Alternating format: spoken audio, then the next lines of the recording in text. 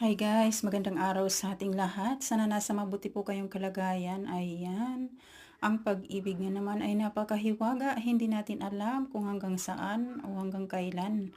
Mamahirap man ito o mayaman. Tingnan nyo naman itong si Atong Ang at si Sunshine Cruz.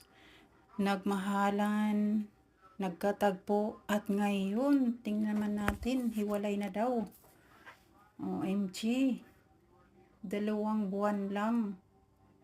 Pero ganun talaga ang pag-ibig. Hindi natin maipipilit minsan. Atin na lang irespeto ang kanilang mga desisyon na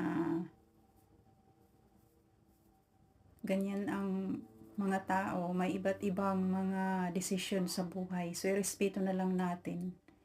Maraming salamat sa patuloy niyo pong pagsubaybay sa ating mga video. If you are new here, please don't forget to like and subscribe my channel. Thank you po.